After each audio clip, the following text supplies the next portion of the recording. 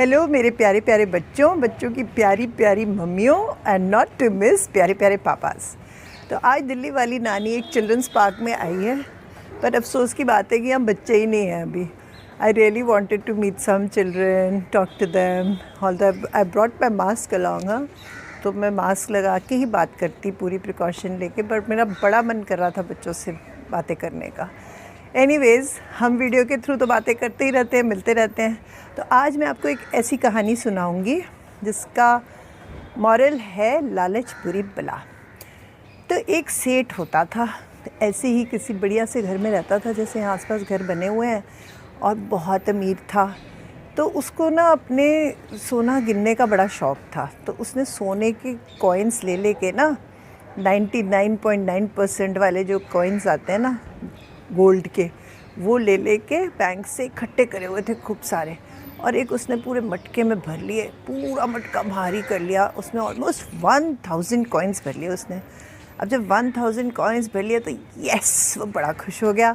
उसने सोचा ये 1000 कॉइन्स जो मेरे हैं ये कहीं कोई ले ना ले। तो उसको एक आइडिया आया। उसने क्या किया, उसको ढका और अपने गार्डन में ऐसे ज़मीन खोदी और उसके अंदर अच्छे से दफना दिया और उसके ऊपर एक पत्थर रख दिया। अब वो रोज़ सुबह जाता और पत्थर उठाता और कॉइन्स का वो निकाल के चेक कर लेता कि पूरे 1000 कॉइन्स हैं कि नहीं है। ऐसे वो 4 महीने तक करता रहा। अब जब कर रहा था तो एक दिन उसके पड़ोसी जो थे उनको थोड़ी सी समस्या आ गई घर में। उनके बेटे की सिलेक्शन हो गई अमेरिका में एक यूनिवर्सिटी में, और लड़का बड़ा होनहार था, बहुत अच्छा पढ़ता था, पर उनके पास जो पैसे चाहिए थे ना उसकी फ़्लाइट के लिए, एडमिशन के लिए, वो पूरे नहीं पड़ रहे थे, थोड़े उन्हें कम पड़ रहे थे। तो उन्होंने सोचा कोई बात नहीं, हमारे तो नेबर इतने बड़े सेठ हैं, इतने अच्छे आदमी हैं, थोड़े हम उनसे बोरो ले लेते हैं, हम वापस दे देंगे धीरे धीरे, तो हमारा तो काम बन जाएगा। तो वो बड़ी खुशी खुशी आए सेठ जी को बताने, सेठ जी आपको पता है हमारे बेटे की एडमिशन हो गई है इतने बड़े कॉलेज में अमेरिका में, आप थोड़े से अगर हमारी थोड़ी सी हेल्प कर दो, हमारे पास काफ़ी पैसे हमने कर लिए अरेंज, पर थोड़े से और चाहिए तो वो आराम से चला जाएगा और हम धीरे धीरे आपके पैसे वापस कर देंगे। तो सेठ बड़ा अकड़ू हो गया। उसको ना मेरे को नहीं अपने पैसे देने वाली, थोड़ा कंजूस तो था ही और लालची भी था।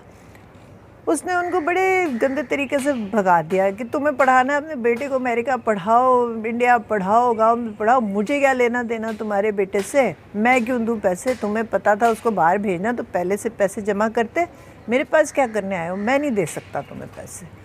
और उसने उन्हें भगा दिया। अब वो बहुत मायूस हो गए दोनों मियाँ बीवी, पर चलो उन्होंने कहा सेठ भी अपनी जगह ठीक है भाई, वो क्यों हमें दे पैसे। खैर उनके कोई अच्छे रिश्तेदार थे, भले आदमी थे, उन्होंने उनकी मदद कर दी और उनका बेटा चला गया। अब क्या हुआ, 2-3 दिन बाद एक दिन जब वो सो रहे थे, सुबह सुबह 6 बजे ज़ोर ज़ोर से सेठ जी की रोने की आवाज़ें आने लगी। तो उसकी वाइफ ने बोला, जो आए थे पैसा मांगने, उसने बोला देखो देखो सेठ रो रहे हैं, क्या हो गया, चलो चल के देखते हैं, कोई गड़बड़ ना हो गई हो। तो दोनों भागे भागे गए सेठ के पास। उनसे पूछा अरे क्या हुआ सेठ जी, आप इतना क्यों रो रहे हो।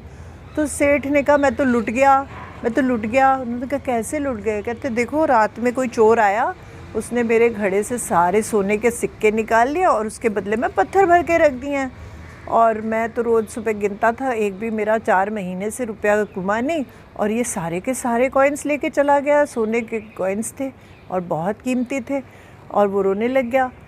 तो खैर वो मियाँ बीवी क्या करते, अब उनके तो बस में कुछ था नहीं।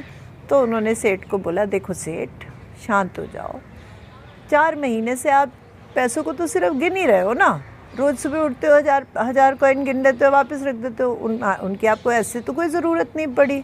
तो सेठ ने कहा नहीं ज़रूरत तो नहीं थी, पर मेरे सोने के पैसे थे।